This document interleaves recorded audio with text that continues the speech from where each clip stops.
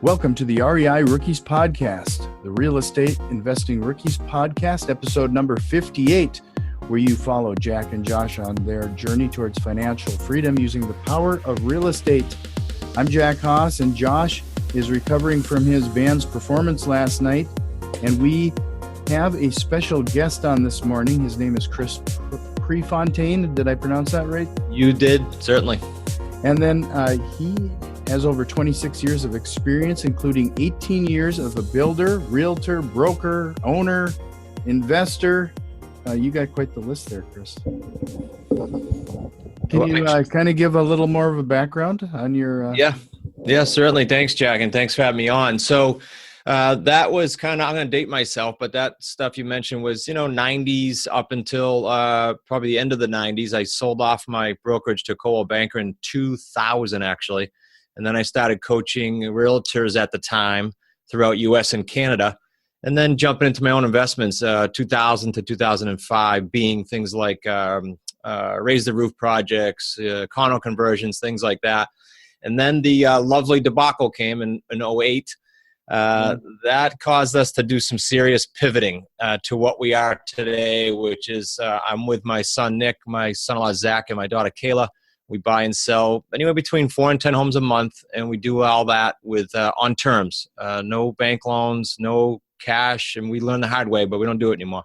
Sure. Can you let's jump into the concept of terms.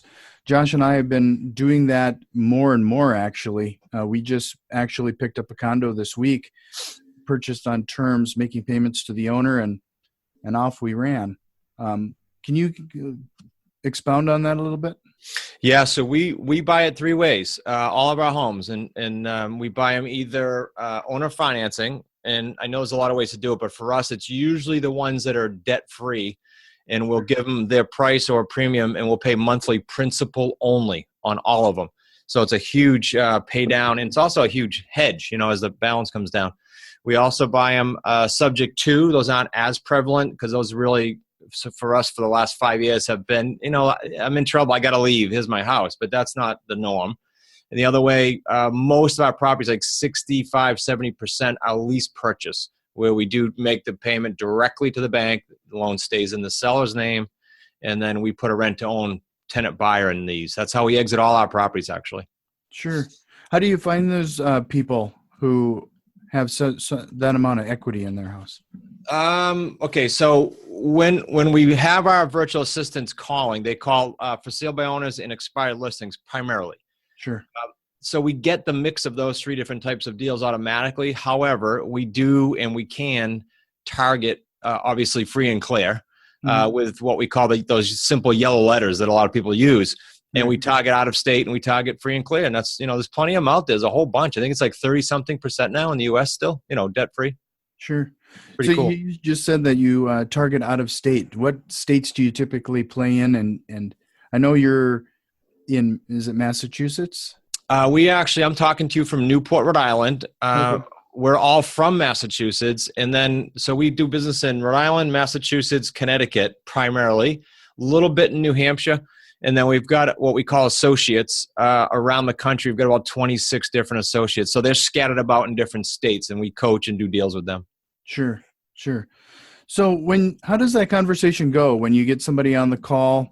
Do you send somebody in person regarding locking up this terms type of deal? Yeah, it used to be me. My son-in-law, Zach, has replaced me. So he'll go on anywhere from 3 to 6 or 8 appointments per week. He'll put on a contract, usually 1 to 4 of those per week.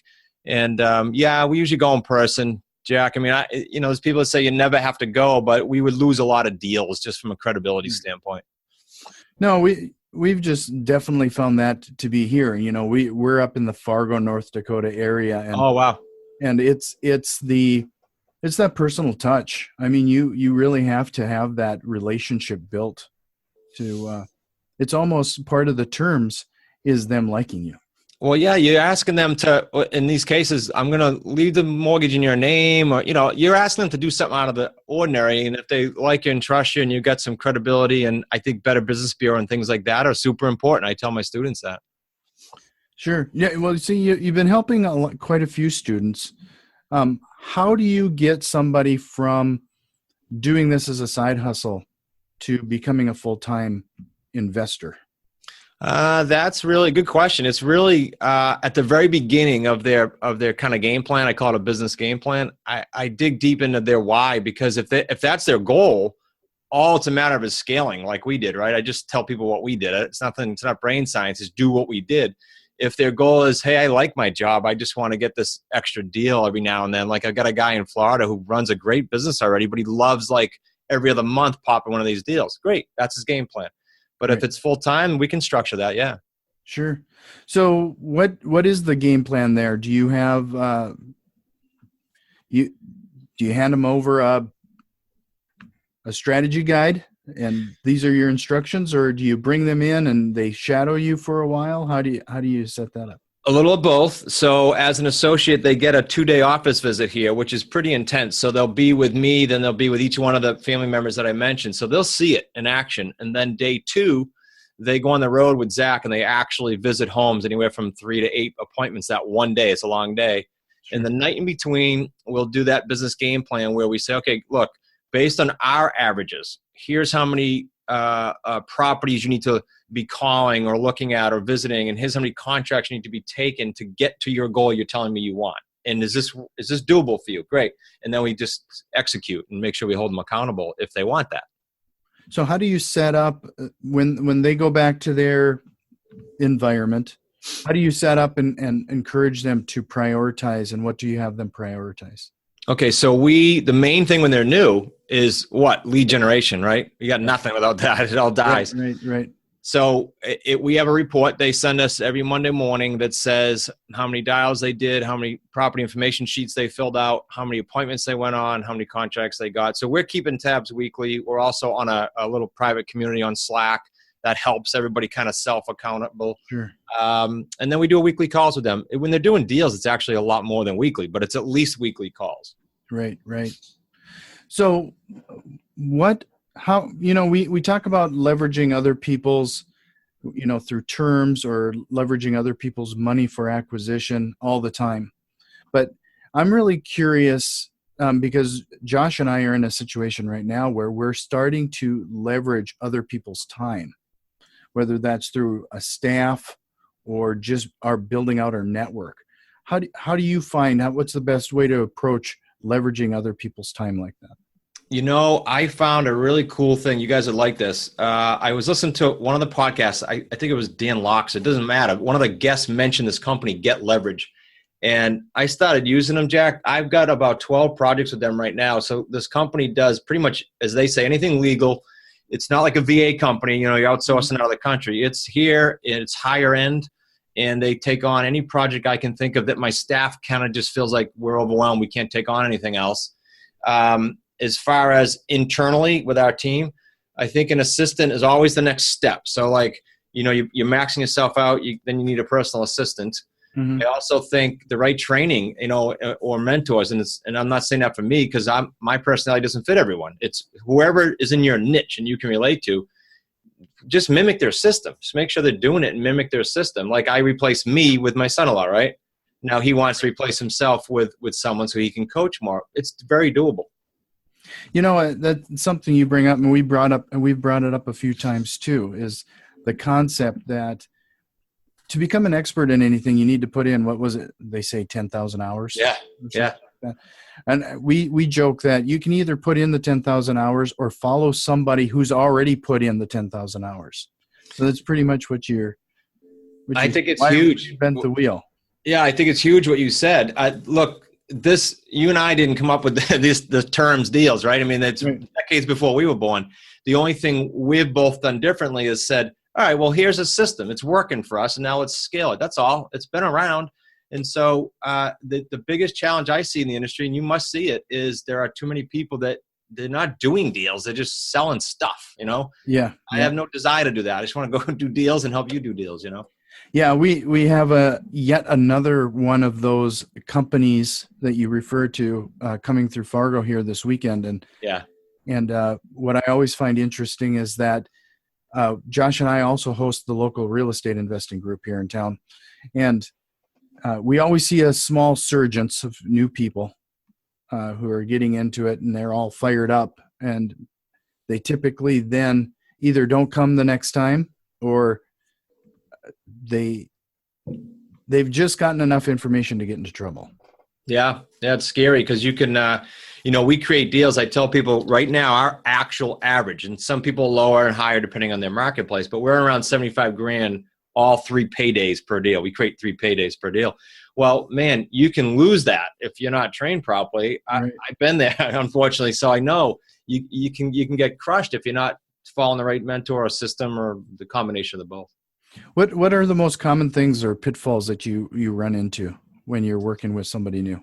Well, okay. So when I'm working with students, it's just them saying, here's my goal, and then them executing. Too many people say, here's my goal. And I know you told me A, B, C, D, but I'll kind of do half of A and a little bit of C and expect this. So it's managing expectations really.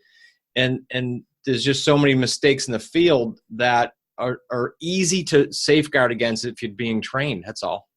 Right. So you mentioned earlier the pitfalls of 2008. I am hearing rumblings in the market right now that we might see something again here in the near future. What are your thoughts on that? Someone asked me yesterday on a radio, I said, if I knew that, I'd be in Cayman Islands right now chilling out, but I don't know. Who knows with the political scene? Who knows what's going to happen? Here's what I do know. When it slows down again, it's a great time if you've set up properly. It's a phenomenal time. And if it doesn't slow down right away, it's a phenomenal time. And when you're buying on terms and you have the right deals set up as well as the right forms, quite frankly, and agreements, you're in good shape. Will it be a little more challenging? Maybe, but you're in good shape. Sure. So if you could recommend some, first recommendation off the top of your head, when somebody's getting into real estate investing the first time, what do you think they need to start with? I always go back to a mentor or a coach. This radio show yesterday said, if I gave you $1,000 and you didn't know anything, what would you do? I said, I'd call a mentor and say, can I give you half? And can you just help me get started? Like, don't reinvent, just a mentor or a coach. And again, whatever your niche is, there's mentors in every niche. Yeah. No, we've had some experience with that as well, and we can't say enough. We've talked time and time again. You either end up paying for it with lost opportunities, screwing up, what have you. It's always well worth any kind of time and financial obligation. You can either ramp up quickly and pay it and get it over with now, or you end up paying it somewhere along the way. I said recently, a guy asked me, said, hey, can you give me a testimonial, one of my mentors? And I said, yeah, I can look at what I've done with you. This wasn't even directly real estate. I can look at what I've done with you and equate it to a lot of money. And I've done that with a few mentors. So I will promise you, no matter who you go learn from, you should be able to equate that to dollars within 6 to 12 months. No question about it. If they're doing deals, that's why I keep using the word mentor versus just a coach. Right. Mentor is someone that did it. They understand it. Yeah, that's another thing too. We see everything as a return on investment. Yeah. When we do any kind of mentorship, it's all about the ROI. What am I going to get out of it in the end? And I think, unfortunately, a lot of people don't start there. I agree 1,000,000%. And also they're afraid. Like, I don't know if I should add this person. I don't know if I should take on this project or take on this mentor. When I said I had 12 projects going with that company Leverage, I know if I gave them this, it's in short order, it's going to return me a much, much bigger number, or I wouldn't do it. And so you just got to get real comfortable and confident with that. So let's go through, we kind of do a couple rapid fire things here. Sure. Could you tell me about your worst deal? Well, in 2008, there was too many of them to think of, but I'll just give you one. So it was just taking on a building with the buy and hold mentality back then. This would have been 2005 to 2008. Mm-hmm. And then letting it be over leveraged or getting it into over leveraged. And then I did a condo conversion in back right around then. We had 6 units. We sold 2 of them for $170. Overnight, when the market caved, we couldn't sell them for $50,000. No, wow. Not to save our life. So that took me 2-3 years to work out of. And again, that was because I was on personally and I mismanaged it and it was over leveraged. So lessons learned that you don't have to learn. Right. Tell me about your best deal. Man, the owner financing deals, Jack, are cool right now. We're closing on as of now, like tomorrow, Monday, and it's a waterfront, $965,000. It's a debt-free home. We're buying it we did break the rule, and we had to put down a small down payment by paying her closing fees. It's about $4,000. Sure. And it's monthly principal payments of $2,500 for 4 years. So the balloon on that thing's around 700 something grand come the tail end of it. And it's already today worth around just under 1.2. So, we'll Airbnb that for now, maybe not put a tenant buyer in it like we usually do. But the bottom line is we've got a lot of options, and I like to have 3 or 4 options, and then you're safe. But there's a bunch like that. The owner financing deals are 6-figure deals. No question. So when you say a tenant buyer, do you do some sort of contract for deed or land? Is that your exit on those? In some states, no, because I don't, because it's just I can take the same amount of money in, create the same 3 paydays by just doing a rent to own and not giving up title or anything risky. Sure. So we put them through this is a big point, so it's worth bringing up. There's a lot of mentors out there that'll say, who cares if your tenant buyer gets financing, you just do it again. I don't think that's morally and ethically cool. I think if I put a tenant buyer in a home, they need to be pre-screened. I need to know if they're going to be mortgage ready and they're going to get cashed out. Now that's a win-win-win. And Sure. So that's what we do with our tenant buyers. We make sure there's a path. Okay. Give me a couple of your favorite books. First of all, real estate. Real estate. Sam Zell, I just finished his book, Am I Being Subtle Enough or Am I Too Subtle? I forget, but it's Sam Zell, one of the largest mobile home owners in the country in other real estate deals. That was a cool book. Sure.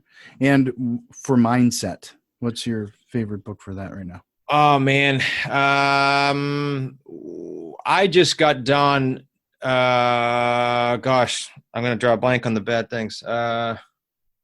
I can't think of the one I'm on right now. I'll give you another one. The famous Think and Grow Rich, I read at least once a year. I know it can be boring for some people, but if you talk mindset, I don't know of a better one. There's a bunch of them, but that's a cool book. Yeah, we just had a mastermind or a book study around that up here not too long ago. So it's always a good book. Oh, I just thought of it. I'll throw it out. The Hard Things About the Hard Things, Ben Horowitz.